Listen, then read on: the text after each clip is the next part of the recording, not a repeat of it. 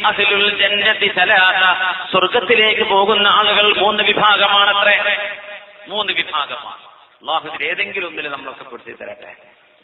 ഒരുപാട് സൗഭാഗ്യങ്ങൾ മുത്തുനബി തങ്ങൾ പറഞ്ഞുതരാ. ഇന്നത് കഴിയൂലേ, ഇത് ചെയ്തോ, അത് കഴിയൂലേ, ഇത് ചെയ്തോ. സ്വർഗത്തിലേക്കുള്ള ഓപ്ഷനുകൾ ഒരുപാടാണ്. അഹ്ലുൽ ജന്നതി സലാസത്തുൻ, അഹ്ലുൽ ജന്നതി സലാസത്തുൻ. സ്വഹീഹ് മുസ്ലിമിലുണ്ട് ഹദീസ്.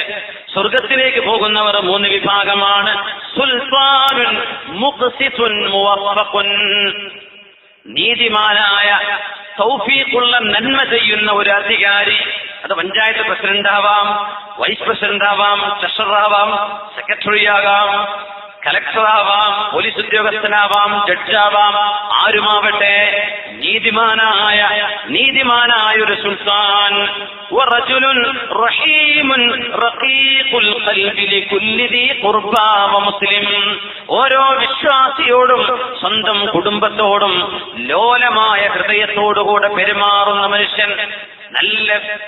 നല്ല എളിമയുള്ളവർ, ഹൃദയത്തിൽ ആർദ്രത തോന്നുന്നവർ. പാവപ്പെട്ട ആളാണെന്ന് കേൾക്കുമ്പോൾ വല്ലതും സഹായിക്കണം, എന്തെങ്കിലും ചെയ്തു കൊടുക്കണം, അവരെ ഒന്ന് സഹായിച്ചേക്കണമെന്ന് മനസ്സിൽ എപ്പോഴും മറ്റുള്ളവരോട് പ്രയാസങ്ങളിൽ പങ്കുചേരാൻ കഴിയുന്ന നല്ല സുമനസ്സുകളായ ആളുകൾ നമുക്കതാവാൻ കഴിയില്ലേ? മൂന്നാമത്തേത് നിബിധങ്ങൾ പറയുന്നു, വഅഫീഫുൻ മുതഅഫിഫുൻ ദൂ ഇയാൽ, കഷ്ടപ്പാടുണ്ട്, മക്കൾ ഒരുപാടുണ്ട്, വീടില്ല, എന്നാലും ആരോടും കൈനീട്ടി ചോദിക്കാത്തവരെ, യാചന ചെയ്യാത്തവരെ. നല്ല കഷ്ടപ്പാടുള്ള ആളുകളാണ്, യാചന ചെയ്യൂല, അവരാരോടും പിരിവ് ചെയ്യാൻ വേണ്ടി ചോദിക്കൂല, അവരാരോടും ഇന്നതും തരണേ എന്ന് അപേക്ഷ കൊടുക്കൂല.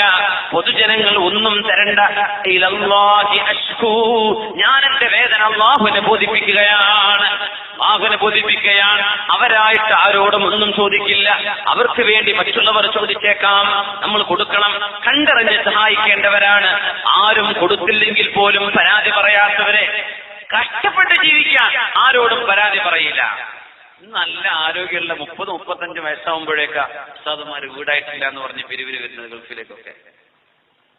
അതൊരു വിഷയമാണ്. ഇതൊരു അസുഖമാണ്.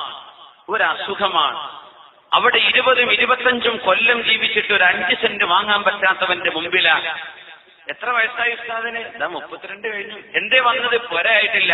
പണി വല്ലതും എടുത്തു തുടങ്ങിയോ? ജോലി വല്ലതും ചെയ്തു നോക്കിയോ? ജീവിത ചെലവൊക്കെ ഒന്ന് ചുരുക്കിയിട്ട് വല്ലതും സമ്പാദിക്കാൻ നോക്കിയോ?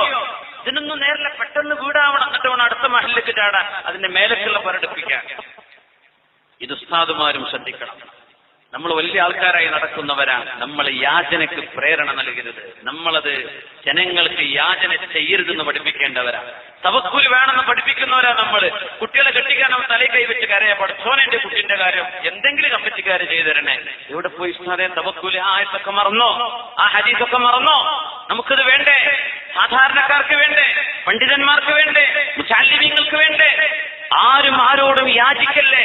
അല്ലാഹുവിനോട് പറയും, പടച്ച തമ്പുരാൻ ഇതിന്റെ വഴികൾ ജനങ്ങളുടെ കൽബിലേക്ക് ഇട്ടുകൊടുക്കും. നമ്മളായിട്ട് യാചിക്കാൻ ചെല്ലല്ലേ.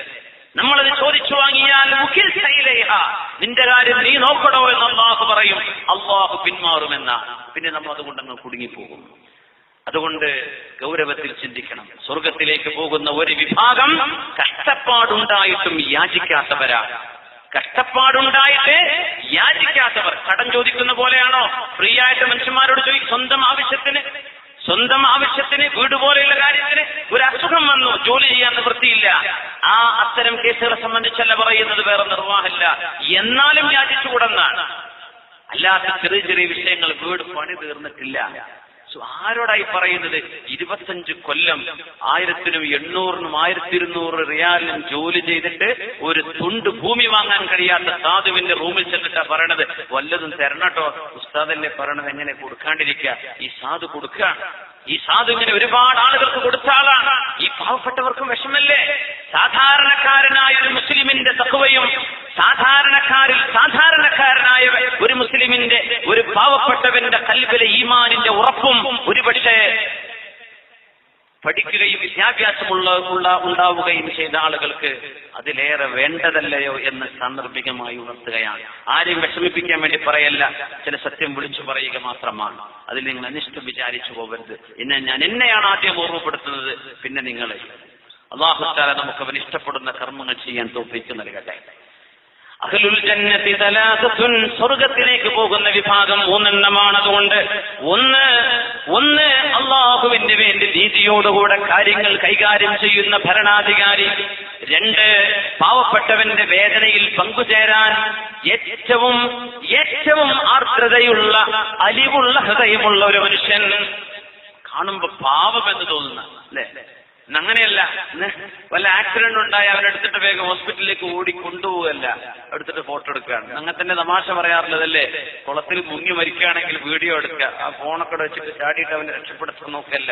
അത് വീഡിയോ എടുത്തിട്ട് എന്റേത് ആദ്യം വിട്ടു, ഞാനാണ് ആദ്യം കണ്ടത്. ഒരു ആക്സിഡന്റ് സംഭവിച്ചാൽ പെടയുന്ന മനുഷ്യനെ ചുറ്റും കൂടി ഇങ്ങനെ ഓരോരുത്തരും അവന്റെ മൊബൈലിൽ ഫോട്ടോ എടുത്തുകൊണ്ടിരിക്കുക. അവനെ വേഗം എത്തിക്കേണ്ടടുത്ത് എത്തിക്കല്ലേ ചെയ്യേണ്ടത്.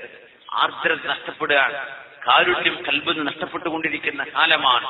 അല്ലാഹു തആല നമുക്കൊക്കെ ഖൈർ ചെയ്യട്ടെ.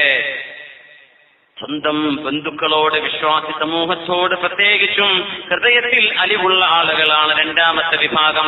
3ാമത്തെ വിഭാഗം കഷ്ടപ്പാടുകളും മക്കളും ബാധ്യതയും ഉണ്ടായതിന്റെ ശേഷം ആരോടും യാചിക്കാതെ കൈനീട്ടാതെ ജീവിക്കുന്ന അഭിമാനികളായ ആളുകളാണെന്ന് മഹാനായ റസൂലുള്ളാഹി സ്വല്ലല്ലാഹു അലൈഹി വസല്ലം.